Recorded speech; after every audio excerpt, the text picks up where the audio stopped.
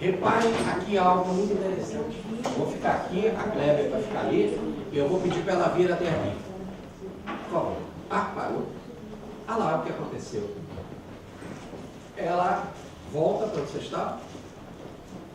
Não, Ah lá, ela está com os pés juntos, ela estava parada, ela está yang. Para ela vir aqui, vem. Ou ela fez yin. Ela rompeu o yang. Agora, fica lá, onde você estava. Ela estava aí, não é? Yang. Mas antes dela estar aí, ela estava onde? Veio de algum lugar. Ela estava yin também. É sempre assim. Nada está estático. Tudo em movimento. Agora, veja, algo que e aí acho que vai ficar muito fácil. Você vai andar de bicicleta e com esse pé, você vai apertar o pedal para fazer força para a bicicleta andar. Não é isso? Quando você faz assim, a bicicleta, isso é yang. Você está imprimindo uma força ativa, masculina. Mas se nesse pé aqui você resistir, você vai conseguir andar? Não, você tem que soltar. Então soltou, é yin. Então agora quem está na frente? O yang ou o yin? Quando vai andar de bicicleta? Não tem jeito. Para andar de bicicleta, você tem que fazer o yang e tem que fazer o yin. Porque se você tentar bloquear, você não anda. Então toda vez que é um yang, é um yin. É sempre. Então, eu estou aqui falando com você, e ao mesmo tempo que eu estou fazendo um gesto que é yang, está a minha sombra aqui, que é yin. Quando você vê está na estrada e você vê a floresta, né, bonita lá, o verde da mata, tem a sombra. Se você olha aquela árvore bonita, está a sombra lá. Sempre as duas estão mescladas. Ficou certo isso? Então qual é o mais importante, o homem ou a mulher? Tudo bem? Não tem lógica. É uma pergunta que não tem sentido. Precisa sempre ser complementar. Não é isso? A civilização tradicional é que valorizou a masculinidade. Mas foi um erro de conceito. Porque influência da própria mulher. Porque quem deu educação para esse homem foi fazer isso foi a mulher. Porque ela era do lar. Está tudo interligado. Tudo bem? E a gente tem que ter a inteligência de saber conviver com as partes e complementar. Aqui eu não estou dizendo, né, homem e mulher. Cada um tem uma característica. Por isso que o Emmanuel, no livro O Consolador, fala que existe muito mais mulher médium do que homem. Porque a função da mulher é essa sensibilidade. Essa é a função da psicologia feminina, é a sensibilidade. E ela já é super sensível porque ela é a maior médium que existe, sendo espírito ou não. Porque ela materializa um espírito. Sabe lá o que é isso? A materialização dura isso. Segundo o IBGE, a média é de 75 anos. Certo? Então, essa capacidade de trazer do invisível para cá é dada à mulher. Então, tem que saber conviver e criar essa complementariedade para ver o equilíbrio de tudo. Não existe qual é a psicologia mais importante. É masculina ou feminina? Depende. Agora é a hora do incêndio. Vamos correr. Tem que ser yang. Não dá para ser yin. Tem que tomar a atitude e partir. Agora, quem domina quem? É muito engraçado. Os rapazes falam, os homens gostam de falar. E ninguém ganha aquela mulher. Não, nada. Quem ganhou quem? Tá certo?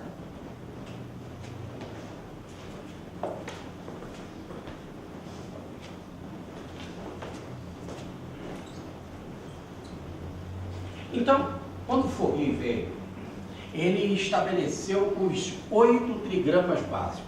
Com um risquinho, preste atenção, um risquinho tem que sempre ter um embaixo, um em cima e outro embaixo. Não é assim que nós vemos? Isso ficou claro? Tem que ter um em cima e embaixo. Arrumando, como são dois tipos, linha reta e linha dividida, yang e yin, arrumando essas possibilidades, só se consegue fazer 8 quadradinhos, 8 trigramas. E desses 8 trigramas são os que chamam os arquétipos básicos da criação. Segundo a filosofia chinesa, são os tijolinhos da construção cósmica. Toda construção cósmica tem algum desse tipo de tijolinho, mais ou menos desses tijolinhos. Tudo bem? E o Emmanuel, eu disse que tem algo que a gente vai estudar só no outro.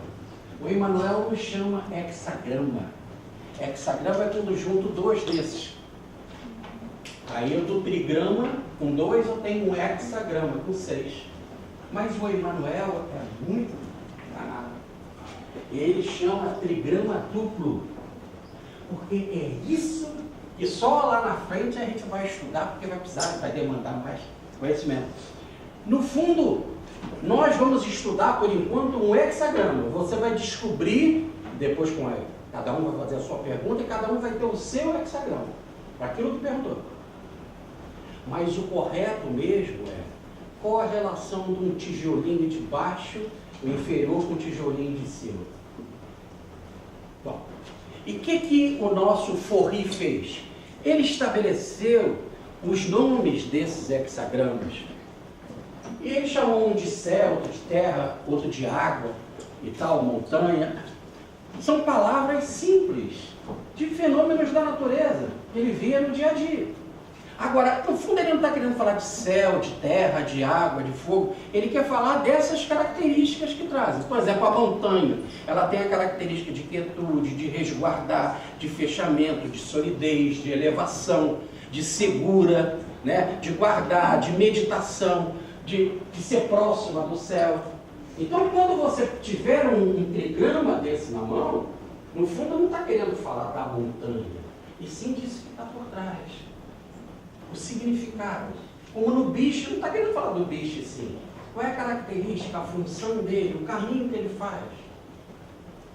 E o chinês sempre viveu isso. Ele percebe, ele observa as coisas para tirar o lado prático de tudo. Está complicado aqui? Posso seguir? E aqui nós temos os 4 homens mais importantes, e a China é prática, os 4 homens mais importantes que estabeleceram o I Ching. Qual foi a vantagem? O I Ching não só é o primeiro livro do mundo, mas é o primeiro oráculo e o único oráculo que tem texto. Os outros oráculos não têm texto. Um horóscopo não tem texto. Aliás, mas eu comprei um livro que dá interpretação. É uma interpretação, mas não tem um texto básico. Nem o tarô tem um texto básico, nem os búzios têm um texto, nem as runas têm um texto, nem a porra do café tem um texto. Aliás, quem quiser ver porra do café e aprender legal, pega o vídeo Porra do Café e Jô Soares, aí vocês vão ver uma velhinha especializada em porra do café. Uma vez, Felipe, quando eu saí daqui de Franca, e teve o primeiro congresso de Belo Horizonte, que foi naquele hotel lá fora da cidade, nós saímos e fomos para Ribeirão Preto para pegar o avião. E tinha gente de fora aqui. Tinha uma moça chamada Sheila de Teresópolis que estava comigo. E aí, em Ribeirão Preto, fomos tomar um cafezinho. Eu paguei o café para ela. Então, a gente ali tomando aquele cafezinho. Na hora que eu acabei o café, eu empurrei a xícara e falei para a moça do balcão, obrigado. Ela falou, não, puxou, que é isso? Não dá, nunca se dá a xícara do café. Antes se lê a borra do café. Eu falei, você sabe ler? Sei. Ela começou a ler a borra do meu café. Está vendo aqui, ó? Tem um desenho que mostra a viagem. Eu estou vendo que você vai fazer uma viagem. Eu estava no aeroporto. Poxa, é uma precisão fantástica. Então eles faziam isso com a casca da tartaruga, faziam isso com o fígado do animal, não é isso? O fígado, pega o fígado, aí como é que está, ele pode, assim que o médico faz com a gente. Ele observa a nossa urina, nossas fezes, observa o nosso olho, ainda, e vê, você está com isso, está com aquilo outro. Assim, é a característica que forma. O princípio é o mesmo. Como que ele descobriu aquilo jogando a língua para fora? E de tanto observar, foi fazendo um catálogo, uma biblioteca de informações. Partiu da China. E aí, o primeiro de todos foi o Forri. E ele foi muito prático. A China estava começando, não estava lá policiando o Rio, e policiando o Rio a civilização ia ser construída. E lembra do Emmanuel que a China e a África são civilizações primitivas da Terra, as duas mais antigas, chinês e africano. As outras, a indo-europeia, a indiana, a egípcia e a israelita, a hebreia, é extraterrestre.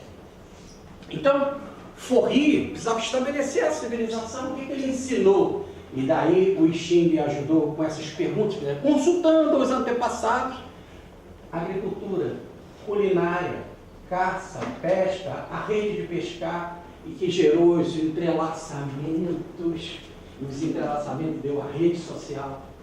Mesmo princípio. Alguém me falou aqui do livro Ponto de Mutação, do Fritjof Capra. A própria capa é o hexagrama 24 do Xing, né? O primeiro livro, o Tal da Física, o Tal da Física, tudo inspirado lá, tá? Então, a política, a família, a sociedade.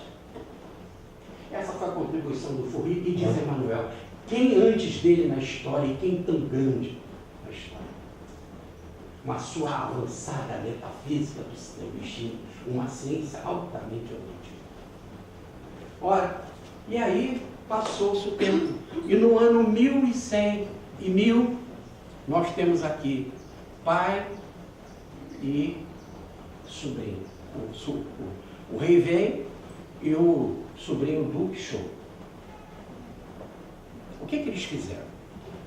Nessa época, já em 1100 a.C., porque Confúcio é 500 mais ou menos antes de Cristo, o rei vem, grande músico, homem muito sensível, ele tinha direito também de sonhar com o trono, por hereditariedade. E naquela época estava tendo uma ditadura grande do imperador Xi. E o que acontece é que o imperador, preocupado com o rei vem e como ele era querido, meteu ele na cadeia. E ele ficou 7 anos na cadeia. A Mandela, que ficou 27, ele ficou 7 anos na cadeia. E a ideia era matar ele.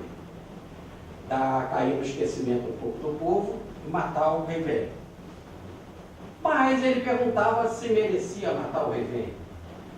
Poderia ter algum desgaste com a população.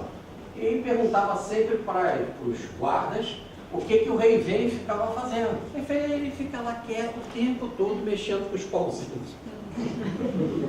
Entenderam de onde que vem essa expressão, mexer com os pauzinhos? Toda vez que você está complicado, tem uma complicação, dá o seu jeito, cara. Mexe com os seus pauzinhos, é isso. Ou melhor, busca a criatividade. Fulano mexeu com os pauzinhos e deu tudo certo. Ou melhor, foi buscar a criatividade, a intuição ou uma ideia oracular qualquer. O rei vem ali preso, ficava mexendo com o pauzinho, o imperador, ditador, esse é louco, deixa pra lá. E o que ele ficou querendo saber, o rei vem? Qual era a situação da época?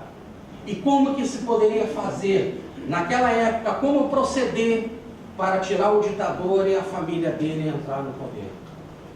E que depois vai entrar no poder e vai ficar 1000 anos quase numa dinastia de crescimento evolutivo. Esse ditador era muito mau. E a mulher dele, que adorava ele, porque ele era muito engraçado, fazia sempre as vontades dela, eles se complementavam, e também fazia ela distrair. Ela dizia assim quando acordava: hoje não tem nada para fazer, né? Então, vou fazer alguma coisa para você, minha querida. Então, mas vai ter surpresa? Vai ter surpresinha para você. Então ele botava o braseiro, botava a placa de ferro em cima, botava a perna dos inimigos dele e mandava atravessar naquela chapa quente. O cara sofria muito para atravessar e ela ria, achava que era muito engraçado. Depois ele vinha com outra maldade. Com isso passou-se para a história, o ponto daquele período era ruim, era mau, era ditatorial, quando os poderosos eram sensíveis e tal. Não faz muita diferença do que a gente tem por aí. Então, Essa era a radiografia da época. E o rei Vem ficava lá na prisão, por isso que prisão é local também para crescimento, se o sujeito souber aproveitar a prisão. Ficou lá meditando na prisão. E jogando os pauzinhos, mexendo com os pauzinhos para arrumar saída, solução. E ele viu que as 64 figurinhas que são os hexagramas do Forri, são 64, as pessoas já não sabiam mais, olhando para ela, entender. Passou-se um período tão grande de ditadura e sem valor pelo espiritual, que as pessoas perderam esse conhecimento. Então o que ele fez na prisão? Estudou e ele fez um texto. O primeiro texto, interpretando o hexagrama como um todo. E não na particularidade. Como um todo, então ele escreveu quantos textos? Não. 64 textos. Tudo bem? Um texto para cada hexagrama. Essa é a primeira contribuição do Forri. Em todos os livros, logo quando começa a leitura do hexagrama, aquela primeira parte é o texto do rei Vem. Tudo bem? Agora, se é um hexagrama, tem 6 linhas. O sobrinho dele, o Duque Show, vai fazer o seguinte: o rei Vem vai sair da cadeia, vai morrer, o irmão dele vai assumir o poder, que é o imperador Show, e o sobrinho dele, né, o filho do imperador, o sobrinho do rei Vem, que é o Duque Show, vai fazer o estudo das linhas do hexagrama. E ele vai fazer agora em detalhe. Vou pegar o hexagrama, aquilo que o meu tio escreveu de uma forma geral, eu vou no particular, vou querer saber linha por linha o que significa. São 64 hexagramas, cada hexagrama tem 6 linhas. Quantos textos ele escreveu? Isso, 384, acertaram. Então, 384 textos. O que está acontecendo? O I Ching como texto está sendo montado. Então, nós temos, primeiro, uma estrutura, como você vai ver lá no livro do I Ching. O nome do I Ching, que é um ideograma, vai ver o hexagrama dividido com 2 trigramas, um inferior, outro superior, né? E vai ver um primeiro texto, que é do rei Vem, um texto geral. E depois vem um estudo das linhas em particular, linha por linha, e eu estou fazendo assim, está errado, que é de baixo para cima, do Duque Show. 384 textos. Isso até o ano 1000 a.C. 500 anos depois chega Confúcio. E Confúcio vai ser genial. Então vamos prosseguir aqui. Nós já vimos o que o Emmanuel fala, né? Que ele é um grande missionário. Mas aqui vamos observar essa relação. Vamos deixar Confúcio um pouco e vamos ver a relação do mundo espiritual. Diz o Livro dos Espíritos. Qual dos dois é o principal na ordem das coisas? O mundo espiritual ou o mundo corporal? O mundo espiritual, diz os Espíritos, que preexiste e sobrevive a tudo. Então, o que surgiu primeiro? Foi o espírito. Depois surgiu a matéria. E o mundo espiritual não só é o pré-existente, mas é o mais importante, porque sobrevive a matéria. A matéria acaba, o espírito continua. Pergunta Kardec: o mundo material poderia deixar de existir e nunca ter existido sem alterar a essência do mundo espiritual? Os espíritos respondem: de certo, eles são independentes. E, entretanto, sua correlação é incessante, porque reage incessantemente um sobre o outro. Então, o espírito é o espírito, a matéria é a matéria, mas um reage incessantemente sobre o outro. Tem que ter um ponto de ligação. Pedro Baldi vai explicar, porque matéria nada mais é do que espírito coagulado. Tá bem. E aí a grande prova é essa, tá aqui, ó. A China vivia, tal, muitas dinastias. Quando chegou no ano de 49, houve uma revolução. A Revolução Comunista. E a Revolução Comunista aconteceu no ano de 49. E os estudiosos do I Ching, porque a Revolução Comunista veio acabar com o I Ching, veio acabar com o espírito, veio acabar com a religião, ele é comunista, né? Mas os estudiosos do I Ching, porque a China toda é I Ching, os estudiosos disseram, perfeito, não poderia ser diferente. Se a Revolução aconteceu em 1949, foi em 49, o hexagrama 49 é o hexagrama da Revolução. Há uma relação perfeita entre o céu e a terra. Aí pegaram esses que tinham esse pensamento e botaram na cadeia. Porque não pode falar isso para o povo. A Revolução aconteceu independente disso. Aí botaram os caras na cadeia. E muitos ficaram na cadeia há muito tempo. E aqui tem essa informação para vocês. Por isso que não tem muito problema o livro da Laíde não encontrar, tá?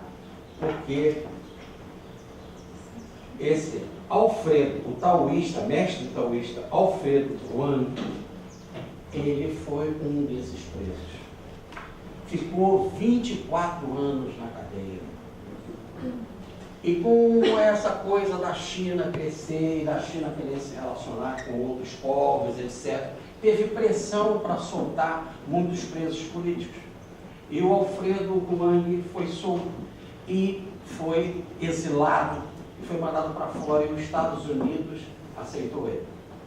Ele foi para os Estados Unidos, começou a dar aula nos Estados Unidos, começou a sobreviver nos Estados Unidos, e todo aquele conhecimento dele, ele pegou e traduziu no I Ching com o maior conhecimento possível. Então hoje vocês têm aqui no mercado, não tem nada a ver com isso, tem hoje no mercado um livro muito conceituadíssimo, que a Laíde colocava em primeiro lugar na prateleira. Então tá aí, esse vocês podem encontrar. É um pouco caro, eu consegui por R$70, então eu acho caro.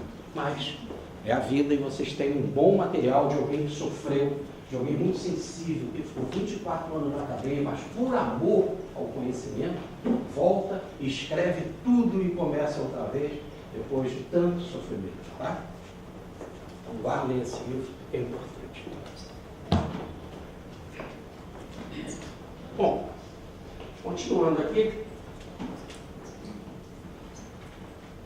Então essa é a relação entre o mundo espiritual e o mundo material. Até no ano da Revolução, uma coisa implica na outra. E essa é a ideia. Eu não falei que são 8 trigramas? Né? 8 trigramas, o Forri, quando estava querendo construir a civilização, ele, em processo meditativo, ele ficou pensando qual é a ordem harmoniosa, a ordem celeste que ele aprendeu do céu desses tijolinhos. Aí ele botou ele em ordem. Repare que aqui está o criativo, aqui está o receptivo, aqui está o céu, aqui está a terra, e ele botou todos os outros. E ele disse, esta é a sequência anterior, ou do céu anterior, antes de haver mundo. Olha o que diz Kardec. Qual dos dois é mais importante? O espiritual, que criou, pré-existe, ele surgiu antes do material. Tá certo? É o mundo anti-queda, surgiu antes do material. Então, o Forri faz isso. Ele percebe essa ordem, como se fosse na obra do professor Balde o sistema, como se fosse na Bíblia o paraíso, a harmonia. Então, ele botou a sequência assim, ó, que tem que ser. Essa é a sequência do céu. Tudo bem? Mas, observe aqui o seguinte. O rei vem, grande músico, alma sensível, lá na cadeia, mexendo nos pauzinhos, 7 anos, ele também foi fazer uma radiografia, assim. Olhando para aquele céu anterior, ele pensou assim, como é que as coisas estão arrumadas hoje? Aí ele falou assim, o mundo está de cabeça para baixo, as coisas não estão no mesmo lugar, não é assim? Parece que tem um vendaval, está tudo fora do lugar. Aí ele percebeu que na época de ditadura que ele vivia, na época de terror, de dificuldade, ou melhor, do mundo pós-criação harmônica, no mundo de queda, a sequência é essa daqui. Aí criou-se duas sequências, tudo bem? Uma sequência do céu e uma sequência do mundo espiritual. A linguagem de Ubaldi, para quem conhece. Uma sequência do sistema e uma sequência do antissistema.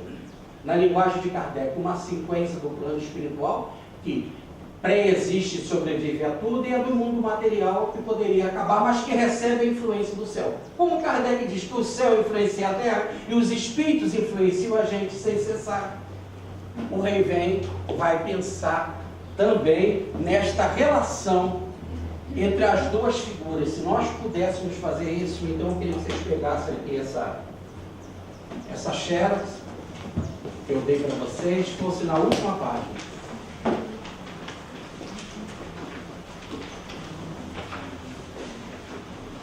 Ó, e vocês têm uma figurinha no meio, uma sequência do rei vem da desordem por fora e a sequência do céu por dentro. E agora nós vamos ver qual é a relação do céu com a terra.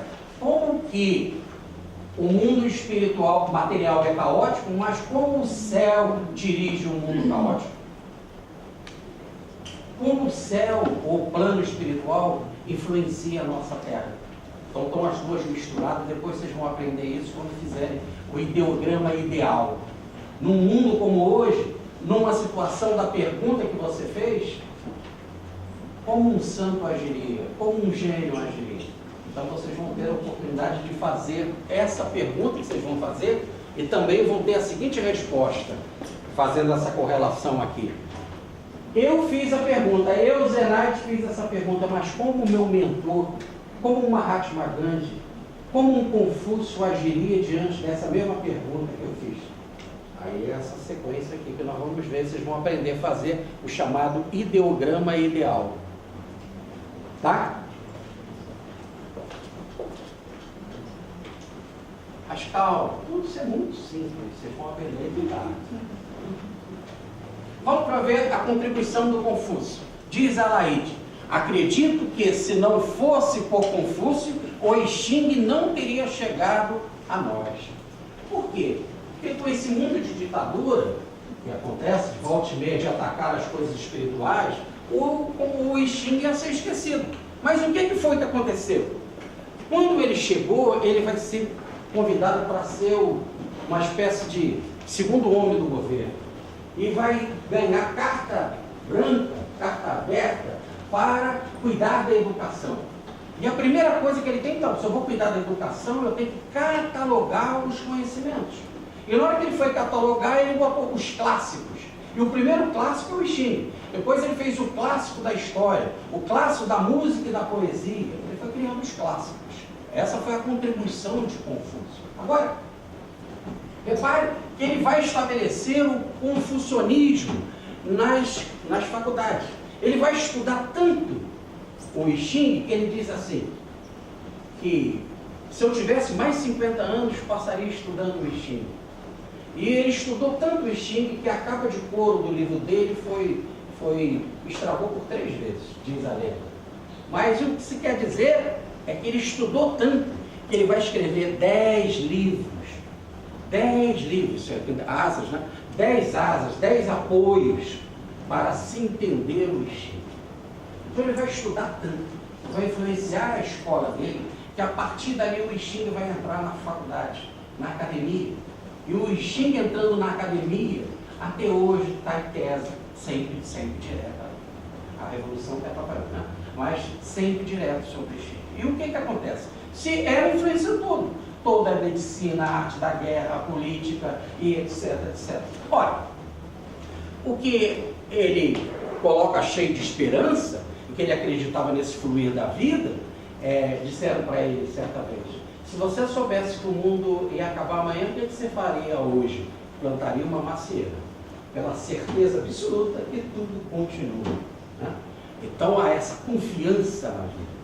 Então, quando ele escreve 10 livros sobre Xing e coloca na faculdade, ele vai estabelecer o seguinte: todo funcionário público, e a máquina administrativa da China é uma coisa louca, todo funcionário público, para entrar, para ser funcionário, tem que fazer prova. E a prova é sobre o Xing. Com isso, todo funcionário público tem que conhecer o Xing. Todo funcionário público tem que ter os pauzinhos na mão para fazer a melhor administração. Ficou certo? Tudo bem? Por isso que diz a Laíde, se não fosse ele, talvez o Xing teria esquecido. Como o Brasil é sempre importante para construir essa nova civilização, porque nós somos o coração do mundo, pátria do Evangelho, eu trouxe esse texto aqui do livro Brasil, Coração do Mundo, capítulo 23. No Rio de Janeiro, é no capítulo A Obra de Ismael. No Rio de Janeiro, capital do Império, no Rio de Janeiro surgiu um núcleo central de atividades que ficasse como o órgão orientador de todos os movimentos da doutrina no Brasil. Um dos emissários de Ismael, que dispunha dos maiores elementos no terreno das afinidades mediúnicas, o Xing é mediúnico. Quem coordenou todo o trabalho e codificou o Xing, colocou ele como clássico, foi Confúcio. Então vamos voltar a ler. Que dispunha dos maiores elementos no terreno das afinidades mediúnicas, para se comunicar nos grupos particulares organizados na cidade, adotou o pseudônimo de Confúcio, sob o qual transmitia as instrutivas mensagens e valiosos ensinamentos. Em 1873, funda-se, com estatutos impressos e demais formalidades exigidas, o Grupo Confúcio, que constituiria a base da obra tangível determinada de Ismael na terra brasileira. Então, qual é a base? Qual é o tijolinho de sustentação do espiritismo no Brasil? Quem instituiu Ismael? Nome, Grupo Confúcio. Esse é o tijolo do espiritismo Confúcio. Então, respeitamos o que o Filipe falou por causa da situação da administração do movimento hoje. Mas o nosso trabalho é eminentemente espírita, é eminentemente Anjo Ismael. Por esse grupo passaram, na época, todos os simpatizantes da doutrina, a começar por Bittencourt Sampaio, um dos diretores espirituais do Espiritismo Evangélico no Brasil, junto com Bezerra de Menezes. São os dois diretores, está lá no livro Brasil, Memórias do Suicida. Mas Bittencourt Sampaio foi quem ensinou o Evangelho a Bezerra de Menezes. E quem botou o Bezerra de Menezes para estudar homeopatia, porque o doutor Bezerra nunca foi homeopata. Então lá estava o Bittencourt Sampaio, que antes de surgir a Federação Espírita Brasileira, vai escrever o livro A Divina Apopeia, que é a obra de João Evangelista, o Evangelho de João Evangelista, em versos decassílabos e rimas brancas, e toda a interpretação dos versos à luz da revelação dos 4 Evangelhos de Lustero. Então ali passou o Bittencourt Sampaio. E se efêmera foi a sua existência, só durou 3 anos essa sociedade, como sociedade organizada, memoráveis foram os seus trabalhos, aos quais compareceu pessoalmente o próprio Ismael, pela primeira vez, esclarecendo os grandes objetivos de sua elevada missão na terra do Cruzeiro. E quando ele apareceu pela primeira vez o Ismael, foi um ano depois da fundação, foi em 1874, através da médium senhora Pinet, o Ismael se manifesta e apresenta a sua bandeira: Deus, Cristo e caridade. Então tudo começa na obra de Confúcio. E a vida, por ser, como diz Pietro Baldi, econômica, ela valoriza esse padrão. Quem começou a mediunidade do mundo foi a China. Quem coordenou, codificou esse trabalho foi Confúcio. Então a vida traz esses elementos para constituir as bases de sustentação do espiritismo no Brasil. Bom, agora nós já podemos pensar no que nós vamos ver à tarde. À tarde você vai fazer o seu Xing, basear a sua pergunta. Você já tem que ficar pensando na sua pergunta desde agora. Eu acho até que muitos não deveriam almoçar. Pensa na sua pergunta. E aí você vai colocar, lá eu vou ensinar como é que faz para as valetinhas, a parte da tarde é só isso. E aí você vai, com a sua pergunta, começando de baixo para cima, nessa árvore orgânica, você vai estabelecer a sua o primeiro hexagrama que você vai descobrir. o diagnóstico da sua pergunta. O que é o diagnóstico? Você vai no médico, vai levar para ele, o médico pergunta, e aí, o que eu devo a sua visita, o que você está sentindo, não é assim? É a sua pergunta, o que você está sentindo, por que você quer perguntar isso, né? Você vai contar. Aí o médico vai ouvir você, como você está assim, e vai dar um diagnóstico. Você tem isso, tem aquilo, não vou tomar tal remédio, não é assim? E aí vai sair o seu diagnóstico. Faz tal exame, eu estou vendo isso no seu exame, assim. Diagnóstico. Você também pode chegar no médico, doutor, eu vim aqui e o médico perguntou, o que você está sentindo? Nada. Mas nada. Está dormindo bem? Estou dormindo bem. Está caminhando, está em contato com a natureza, como é que está o seu relacionamento sexual? Excelente. Um bom relacionamento também em casa, com meus filhos, sem problema, está tudo muito bem. O seu exame de sangue, o colesterol está bom, as taxas de vitamina, tudo certinho, está tudo bem. E aí, doutor, o que eu devo fazer? Vou para casa e volto daqui nos 6 meses, está tudo bem. Não criou movimento nenhum. Ali estabeleceu-se um exemplo. Agora, pode chegar um outro lá e dizer assim, e aí, doutor, como é que você está? Eu não estou bem, ando bebendo demais. E o que você faz? Estou bebendo umas 3 garrafas de uísque por dia. E o médico falou assim, não, você tem que parar, eu não consigo, doutor. Aí ele pode perguntar, e o que vai acontecer comigo? Tem que apagar ali o Rui. Tem que apagar aqui, ó. Ih, está mandando reiniciar. Não, mais tarde, aqui é o do meio. Calma aí que eu estou treinando. Aí ele pode perguntar, e o que vai acontecer comigo? O médico falou assim, daqui a 2 meses você vai embora. Então, esse é o seu prognóstico. Também pode acontecer, eu cheguei lá, estou com a minha taxa aqui alta de colesterol. Você vai tomar cibastatina de 20. Parece que eu estou ouvindo danado. Você vai tomar cibastatina de 20, vai diminuir a gordura, etc. E o que vai acontecer? Não, daqui a 2 meses nós vamos fazer um outro exame, tudo indica que a taxa vai para dentro. O que acontece? Houve um movimento pelo que você faz, sempre pelo que você faz, ou pelo que você está fazendo, pode ter um movimento ou não. Se está tudo bem, não tem movimento. Agora, não quer dizer que está tudo bem com relação a tudo. Naquela situação você está bem. E a pergunta que você fez pode estar bem. Não criar nenhum outro movimento. Pronto, é isso. Aí só vem o diagnóstico.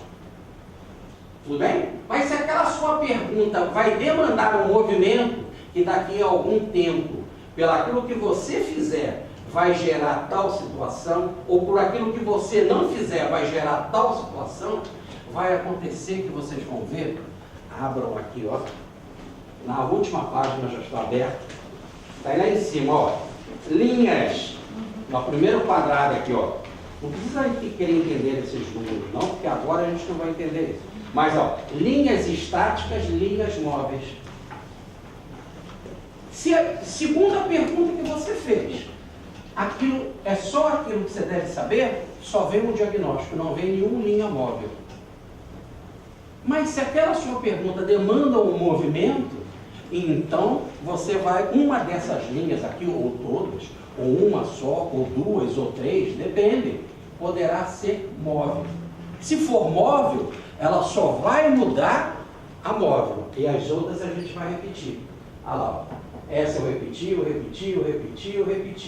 Essa daqui está pedindo para movimentar. Ela de in, eu transformei ela em ano. E a outra não é móvel, eu repeti.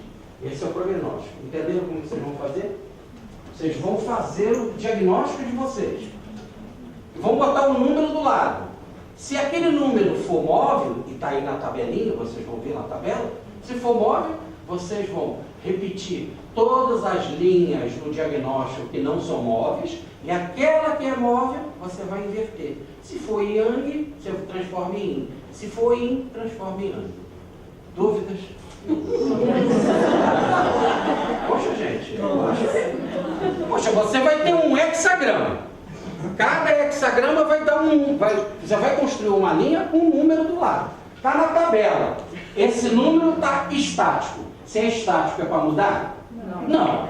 Está escrito que aquele número é móvel. O que você vai fazer? Vai mudar. Sereia você transforma em só isso, ué. Coisa mais simples. Olha, não falam isso alto perto das crianças que elas vão rir de você.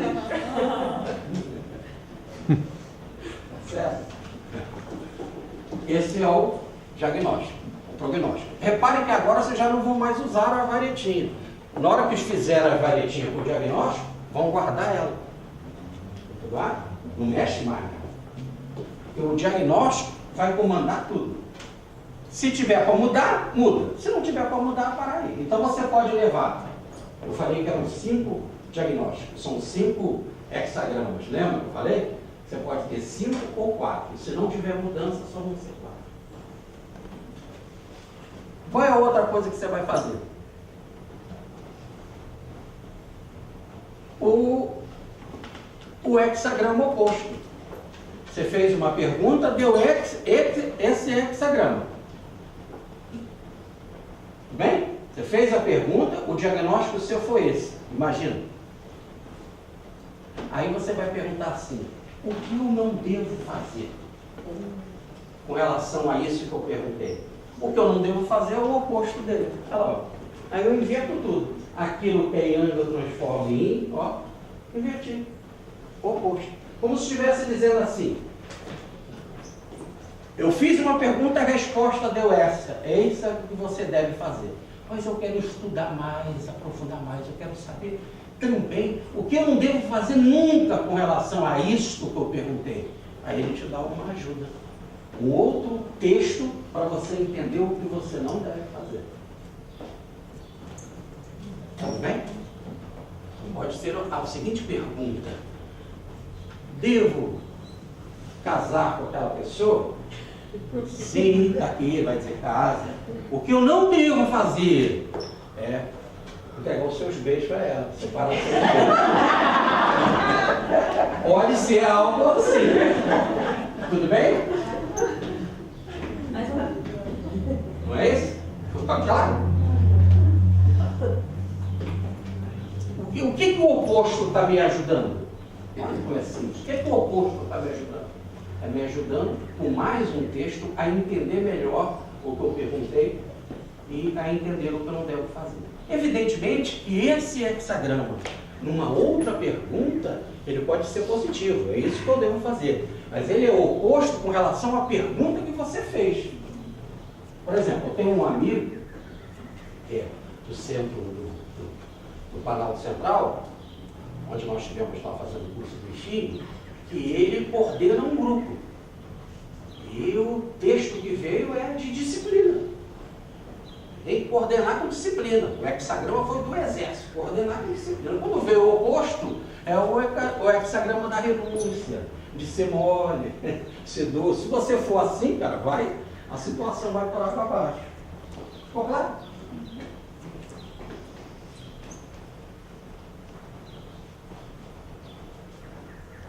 Vocês também vão fazer o hexagrama nuclear de vocês. O hexagrama nuclear é o seguinte: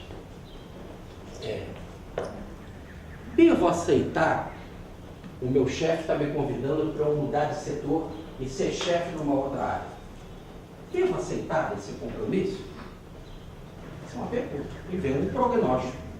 Vem até um diagnóstico, vem até um movimento com um prognóstico. Eu posso ver o oposto para ver o que aconteceria, etc. Muito bem. Mas eu posso pensar assim: isso em essência, o que significa na minha vida? Correto? Eu estou aprofundando. A pergunta é a mesma. Uma pergunta: eu devo casar com este homem? Tá? Em essência, o que isso vai significar? Eu quero ver por dentro da situação. Qual o ponto central disso tudo aí? Porque na hora que você vê um diagnóstico, você vai ler uma opção de coisa. O ponto central. O cara, doutor, eu tomei garrafa de uísque. O que vai acontecer? Qual o momento central, se você fizer essa pergunta, qual o momento central? O que significa? Aí ela vai te responder sobre as suas fraquezas, as suas inseguranças, os seus medos, por isso que você está tão dependente de alucinógenos, etc. Bem? Para entender o problema disso. Qual é a raiz do problema? Esse é o nuclear. E o nuclear você nunca vai lidar com o primeiro nem com o último, olha lá. O primeiro e a última linha. Porque se a árvore está vindo assim, ó, de cima para baixo, não é? Essa daqui está chegando, ó. E essa última aqui está saindo. Se você pensar na família, esse é o bebê que está chegando. Vamos ter uma reunião de família para decidir sobre para onde que nós vamos morar, porque nós não podemos ficar mais aqui por causa dessas enchentes que estão acontecendo. Reunião de família. Vai chamar o bebê para essa reunião? E aquele vovozinho que está com 98 anos? Está fora. Tudo bem? Vovô, você vai com a gente. Não é isso? E o bebê nem fala nada. Pega, bota no berço e leva. Né? Então, esse está chegando, o outro está saindo. Ver um processo de maturidade, então tem que pegar o núcleo da situação. Então, eu vou construir um novo hexagrama. Eu só vou pegar a linha. Não, vocês vão ver depois com uma técnica muito fácil para isso. Eu vou pegar a linha 2, 3 e 4. E depois eu vou pegar a linha 3, 4 e 5. Olha lá. Aqui tem a linha 1, 2, 3, 4, 5, 6. A 1 sai fora, a 6 sai fora. Qual é a central mesmo? É a 3. Por isso que a 3 eu estou repetindo. Aí eu pego a 2, a 3 e a 4. Depois eu vou pegar a 3, a 4 e a 5. Eu vou ter o centro da situação. O núcleo. Qual a importância? E por fim,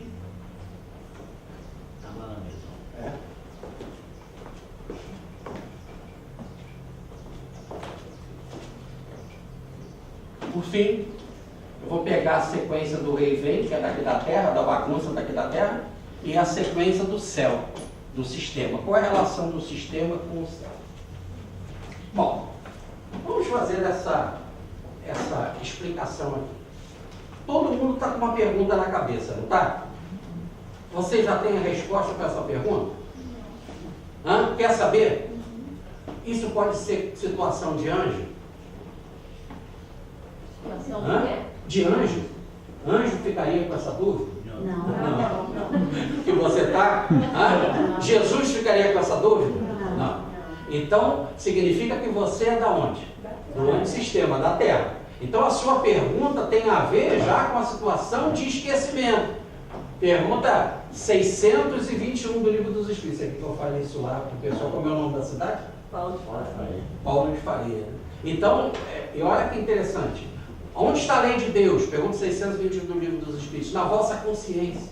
Então para que precisa de missionário? Está na minha consciência. Porque esqueceu e desprezou. Então você só está fazendo essa pergunta porque você esqueceu o caminho.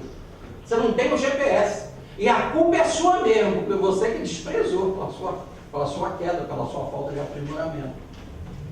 E você não foi criado assim, ignorante. Tudo bem?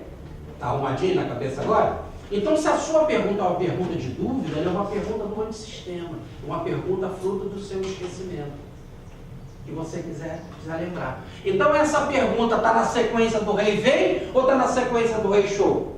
Ou, perdão, está na sequência do rei vem ou está na sequência de Fourier? Está na sequência da terra ou do céu? Da terra.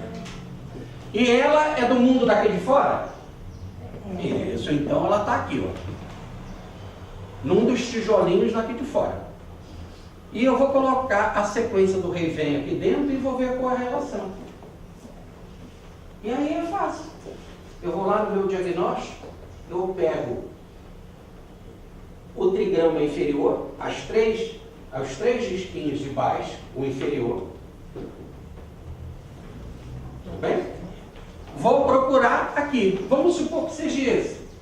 Foi esse o meu trigrama inferior. Eu vou ver qual é a relação dele na parte do céu. É esse daqui, ó. Aí eu vou pegar esse e botar agora no outro trigrama que eu vou montar aqui embaixo, ó. Não foi o inferior? O inferior com o inferior, eu boto aqui embaixo. Aí eu vou pegar o meu trigrama superior do diagnóstico.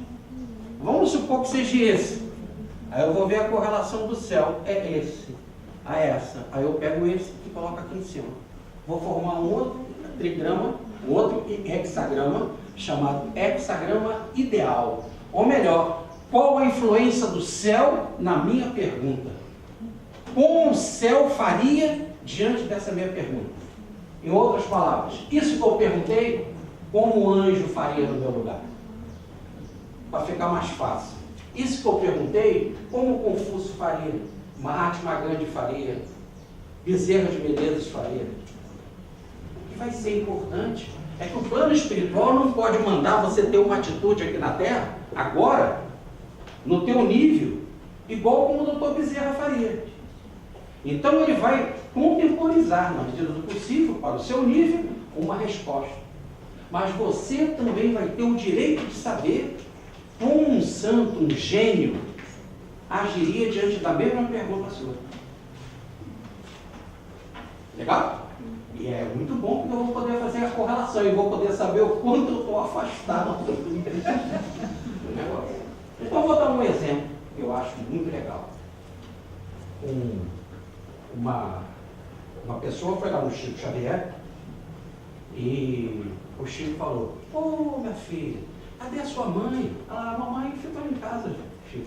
Estava com uma gripezinha, ela ficou em casa. E o Chico disse: "Minha filha, vai para casa e fica com a sua mãe. Minha filha, vai estudar o Evangelho, fica lendo o Evangelho com a sua mãe, passa a semana inteira do lado dela lendo o Evangelho." Aí ela disse: "Chico, você está com a boca correnta, Chico. Mamãe só está com uma gripezinha, nem está nem com febre. Vai, minha filha, para casa, fica lendo o Evangelho com a sua mãe, fica sempre do lado dela." Cara, que coisa, Chico, como é que você está hoje? Ela foi para casa e fez o que o Chico mandou, né? E leu o Evangelho, ficou no final da semana, ela desencarnou. Foi a mãe. Agora o Chico podia dizer: "Vai para casa, meu filho, fica do lado da sua mãe para ela poder te ajudar quando você desencarnar. E leia bastante Evangelho, porque no final da semana, quando você for embora, você vai estar com a mente mais preparada para fazer a transição." O Chico podia dizer isso? Não. Então você fez um planejamento que você vai morrer de desastre aéreo. Você... Não foi assim aquele Natan? Foi buscar as pessoas no posto de gasolina? Né? E foi até melhor para eles, porque eles não precisaram gastar de dinheiro de passagem. Mas vai, de qualquer jeito. Tudo bem? Então, eu preciso entender que o certo mesmo é todo mundo ter aquele comportamento. O certo era agirmos para o Jesus. Mateus capítulo 26, versículo 2. Daqui a 2 dias o Filho do Homem vai ser entregue, será julgado, será condenado e irá para a cruz. Faltam 2 dias. Ele sabia que daqui a 2 dias vai acontecer isso. Vamos aqui, vamos fazer uma oração, orou pelos apóstolos, orou, tomou o vinho e tal, saiu cantando salmo, os salmos de 115 a 118, foi para o Monte Sinai, falou: "Vamos orar que eles já estão chegando."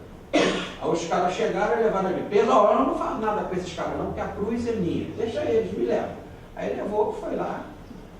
É isso. E no final, depois daquilo tudo: "Pai, nas tuas mãos entrego o meu espírito." Tudo bacana, tudo certo, como combinado. Nós podemos fazer isso. Mas não é esse o certo? É o padrão crítico. Mas eu não posso. Então o Xing, como ele é sábio, ele vai contemporizar, ele vai te dar um padrão, um diagnóstico. Mas ele vai te dar a oportunidade de saber como o céu agiria. Para você fazer a comparação e ver: eu já estou mais próximo ou não, né? Veja que Pedro também foi para a cruz, não foi? Na hora da cruz ainda deu um show de entendimento. Porque me botar na cruz igual Jesus, me bota de cabeça para baixo, quem sou eu? E aí forma uma relação muito interessante. Ele de cabeça para baixo, o Cristo de cabeça para cima, formam os 2 triângulos perfeitos do livro As Ascensões Humanas. E 1900 anos depois ele vai escrever sobre isso, fazer um gráfico e explicar. Certo. Então são livros, o Tai Chi Chuan, o Shiatsu, vários livros de massagem, vários livros de filosofia, muitos e muitos livros de Jung só tratando de filosofia, ou de estudiosos do Jung tratando de filosofia chinesa. Então era uma rica biblioteca que infelizmente não dava para tudo, mas que está à disposição para vocês tomarem conhecimento.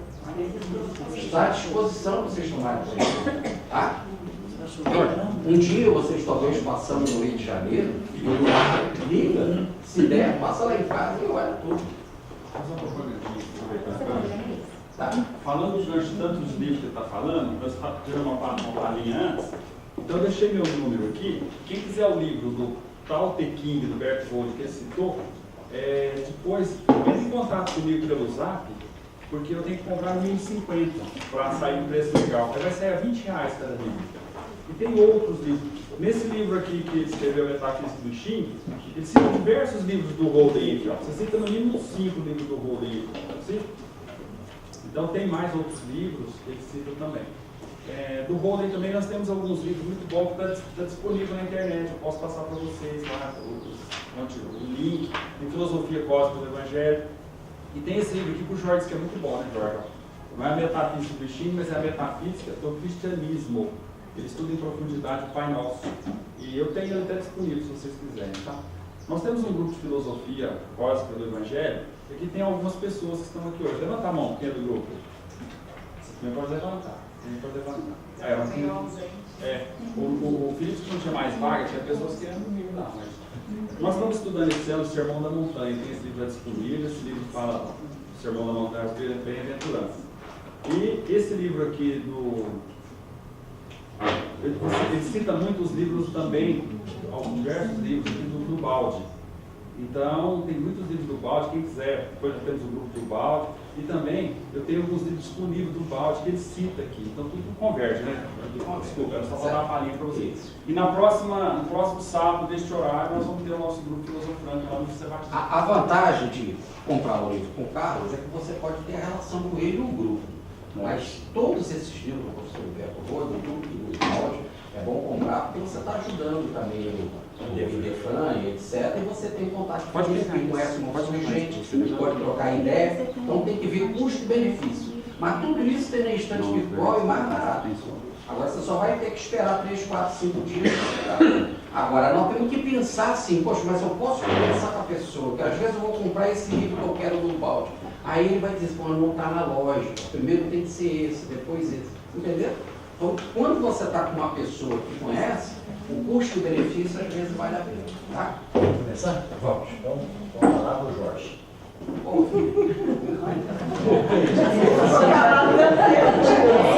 Ele já estava. É assim, que faz a abertura da tarde? Aqui eu posso apagar, cara? Pode. Seu apagador chinês. Bom, então, nós vamos começar aqui com essa coisa da parte prática em si, mas deixa eu mostrar como que funciona. Segundo Jung,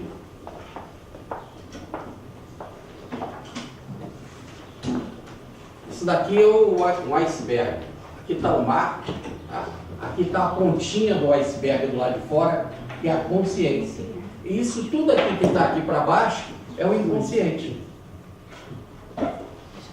Tudo isso aqui está esquecido.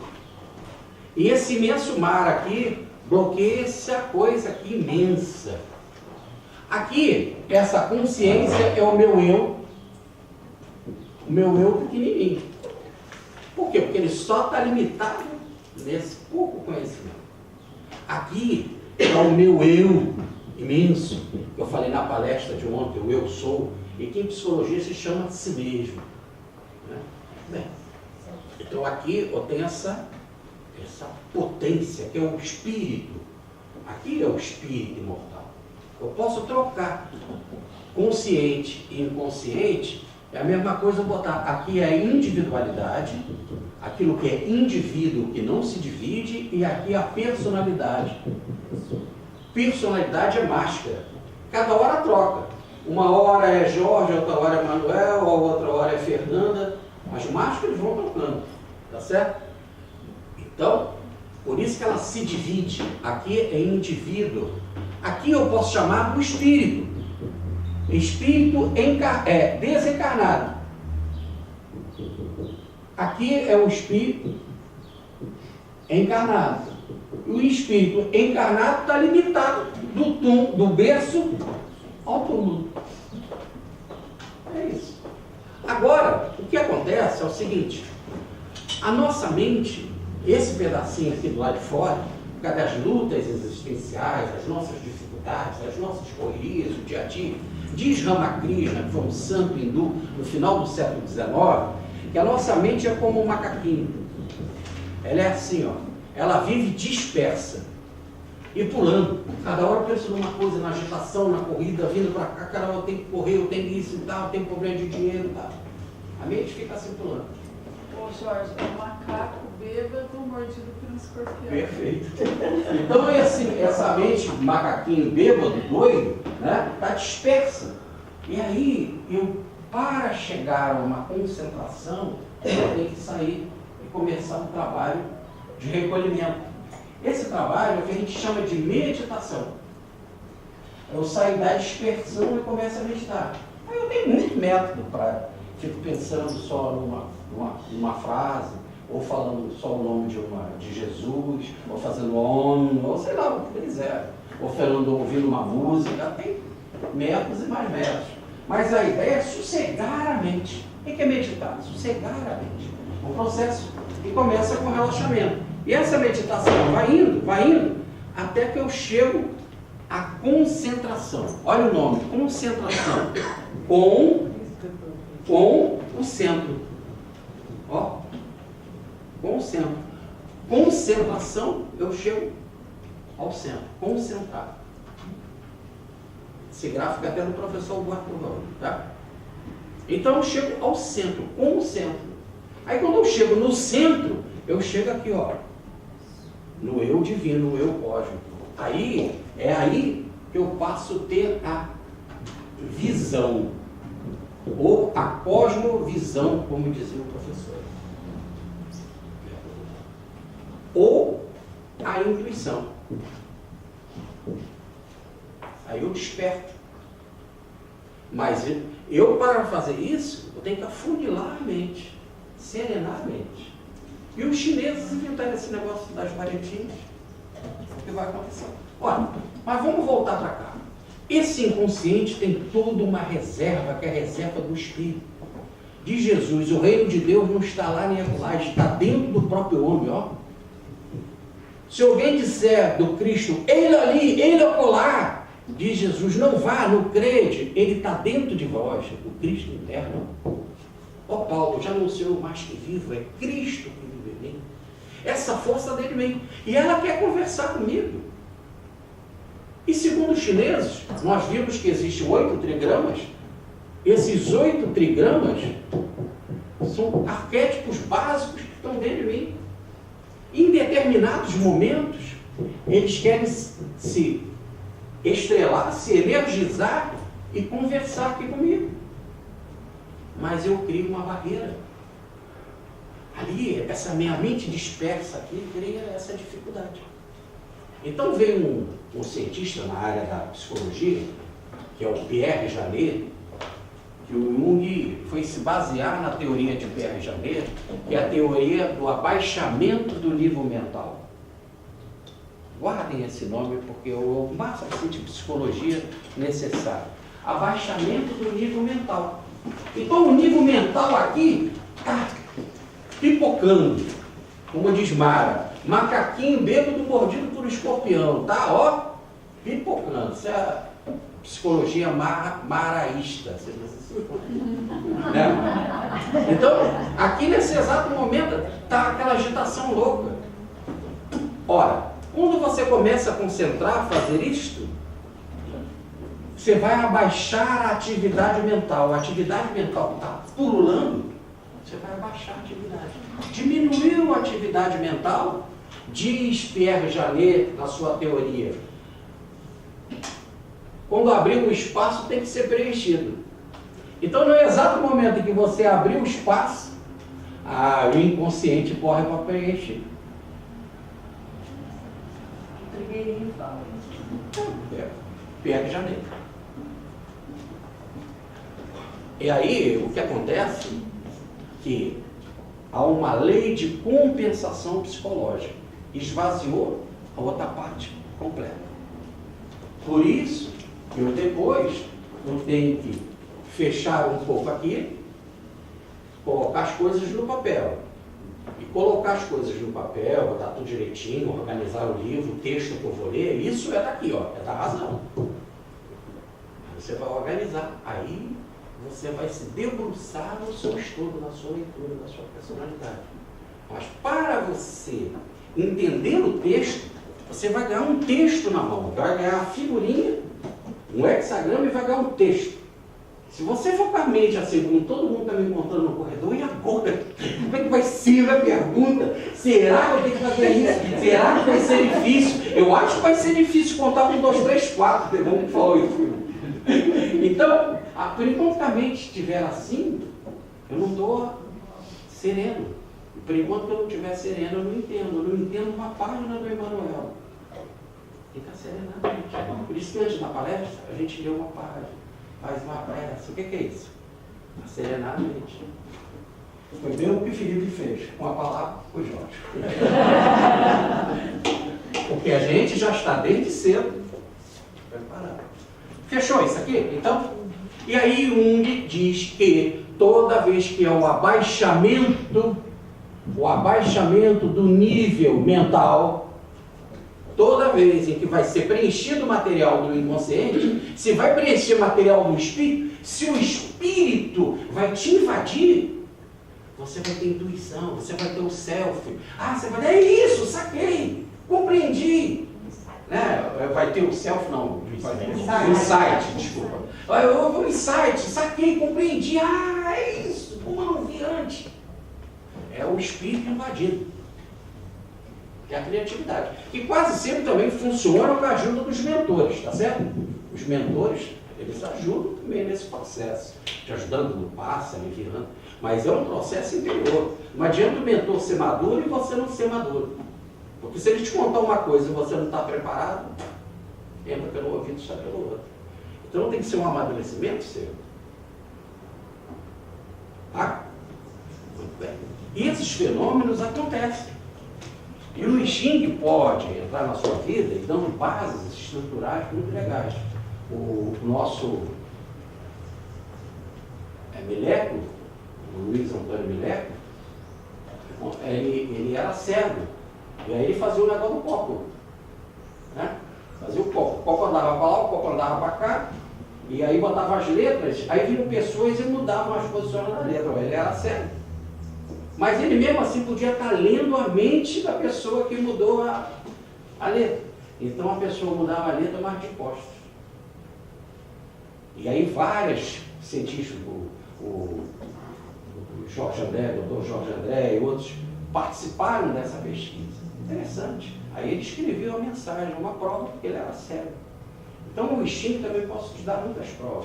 Então, na primeira vez que eu fui fazer a coisa do corpo, eu oráculo como outro qualquer, como o Xing, nós fomos lá fazer o copo, e a minha prima tinha vindo de Brasília para acertar o casamento dela, um primo nosso, lá no bairro do Rio de Janeiro, na ilha do governador, tudo certo e tal. Nós fomos fazer o negócio do copo. E o copo começou a andar mesmo, muita força. E a prima perguntou se ela ia casar com ela. Mas é interessante que antes houve as perguntas mais variadas. Um acreditava, outro não acreditava, o copo estava lá mexendo.